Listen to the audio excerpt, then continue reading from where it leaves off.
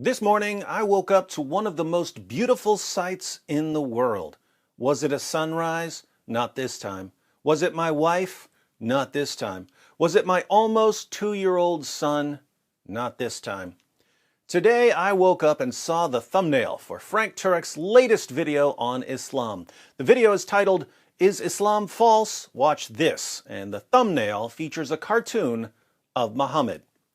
Those of you who are the same age Aisha was when Muhammad climbed on top of her probably won't remember what happened 5 years ago because you were only 4 years old at the time.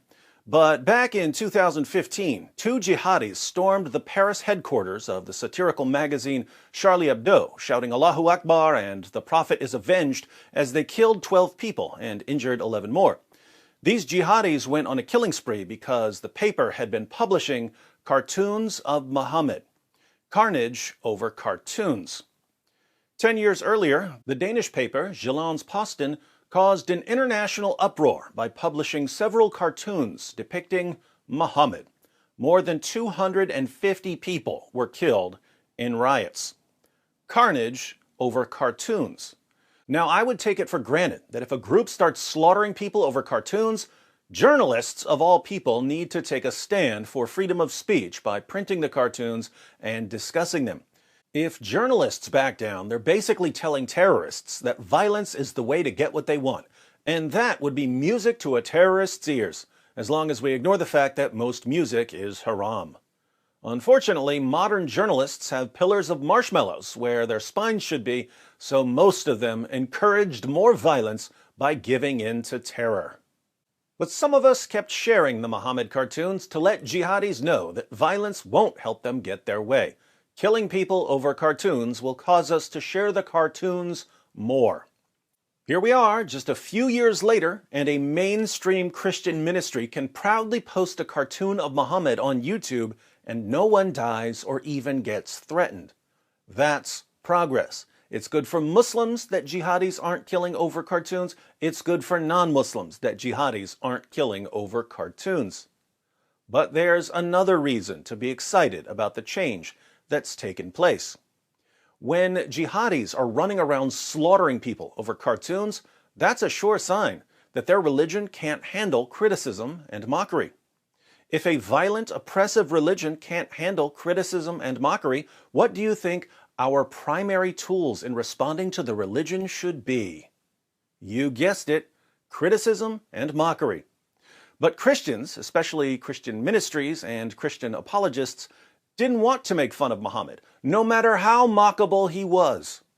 When a man has sex with a prepubescent girl and marries the wife of his own adopted son and beats his wives and allows his followers to hire prostitutes and walks around covered in semen and sucks on the tongues of little boys, he's basically inviting the world to mock him. He's begging us to mock him. He's saying, "Please mock me." But Christians don't want to do that because we've underestimated the power of mockery. We've even come to view mockery as unchristlike, despite the fact that Jesus was merciless in his mockery of hypocrites. He made fun of the way they gave money to the needy, saying that they announced their giving with trumpets in order to be praised by men. He made fun of the way they prayed, saying that they love to pray on the street corners so that they'll be seen by others.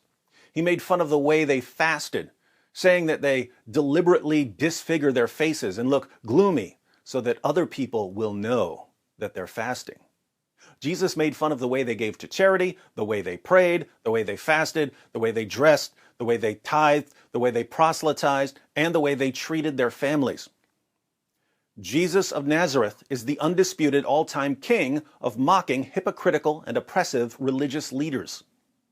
And it was massively effective. It stuck in people's minds. Somehow, we get to the 21st century, and we're dealing with the spread of Islam.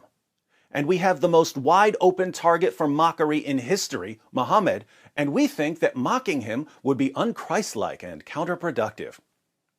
Why do we think that? Two main reasons. One, Christianity has become pathetically soft to the point of abject cowardice, and two, Christians have been manipulated into thinking that criticizing and mocking Muhammad will keep us from reaching Muslims. Where did Christians get that idea? Christians got manipulated.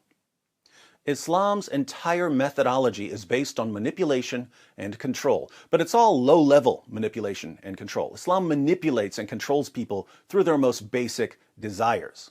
Convert to Islam, and you'll get to spend eternity deflowering virgins. Sounds good, right?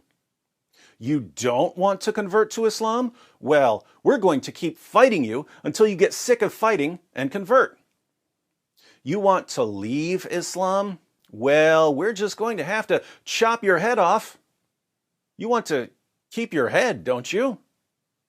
Your wife isn't doing what you want? Just beat her until she obeys you. She won't like getting beaten.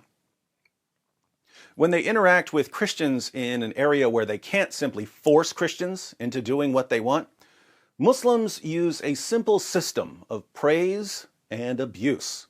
If you act the way they want you to act, they praise you.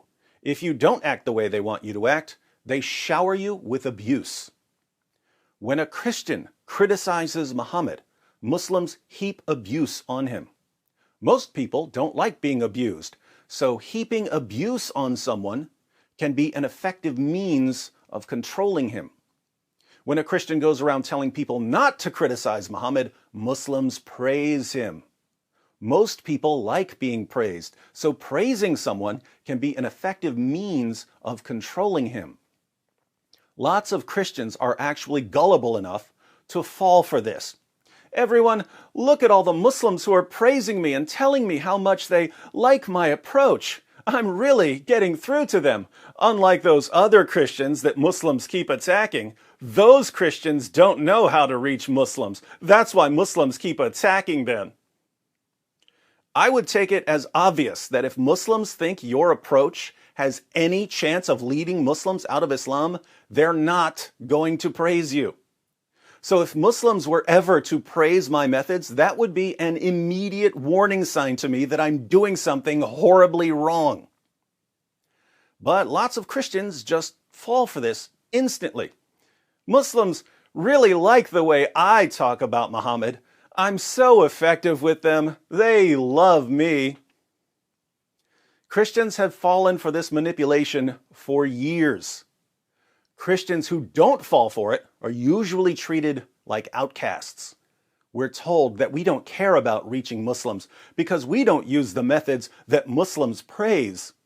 Instead, we use the methods that send Muslims into an uproar. Shame on us. That's been my experience for the past decade and a half or so. So when I wake up and see a popular mainstream Christian ministry with a cartoon of Muhammad in the thumbnail of their new video, I start to think that the tides may be turning, that Christian apologists may be realizing that Muhammad deserves to be criticized and mocked, and that far from being ineffective, criticism and mockery of perverted hypocrites like Muhammad can be massively effective. I criticize and mock Islam all day, every day through my videos, which are playing non-stop on computers and phones around the world. The sun never sets on the apologetics empire.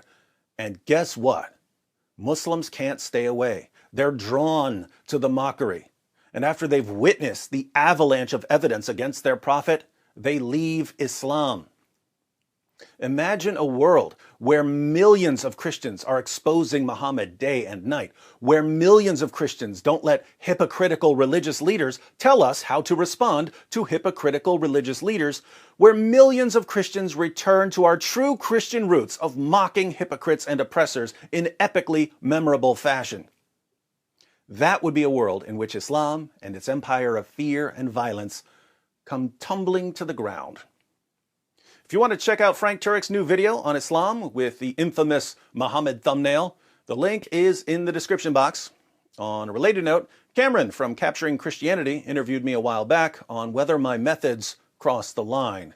He posted that interview a couple days ago. The link to that video is also in the description box. Check him out.